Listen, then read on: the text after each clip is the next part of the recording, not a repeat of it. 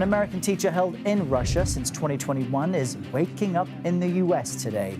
The White House announced it negotiated Marc Fogel's release yesterday.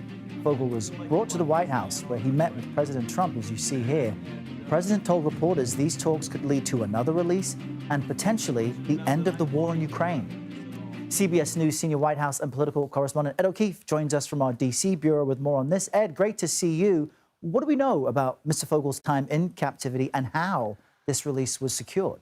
Well, he was convicted back in 2022 in the same court where Brittany Griner had been convicted.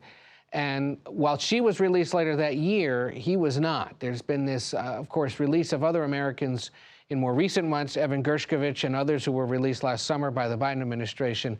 But it wasn't until October that Marc Fogel was classified as wrongfully detained, which is this legal characterization of someone being held by another country, believed to be innocent, but being held to try to influence U.S. policy. So by doing that in October, it in essence escalated the Fogel case after several years of pressure from his family and supporters to try to get him out faster.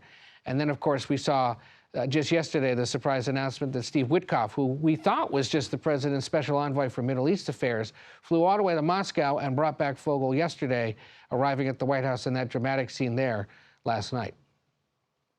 As you've indicated, language is important here. President Trump said Vladimir Putin was, quote, was able to pull this off in respect to Mr. Fogel's release, but he wouldn't say whether they had spoken directly about this. We know the two have spoken. Right. So what more do we know, and what does it say about their relationship? Yeah, 2 times in recent days, Errol, he has indicated that he has spoken to Russian President Putin. We don't know when, under what context, whether it was when he was president-elect or since he's been back in office. But it is notable that they have been in touch.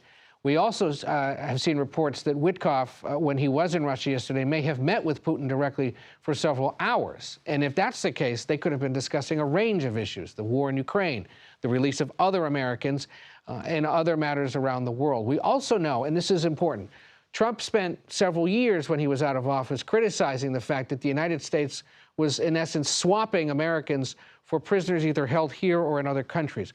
The Kremlin is saying this morning that they're getting back a Russian of some type, and then also suggested there's another American coming this way. And do we know anything about who that other American may be?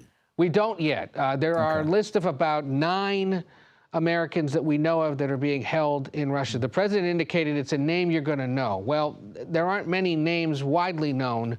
There's obviously a public list of them, including a woman named Ksenia Karelina, who's a ballerina who's been accused of trying to support charities sympathetic to Ukraine in Russia. There are other Americans as well. We'll see who exactly it may be. Seems like the kind of story, Errol, that breaks yesterday. They're going to share a lot more details today, probably once this swap is complete. Yeah, certainly good news for Mr. Fogel and his family. Ed, thank you for that. Great to see you.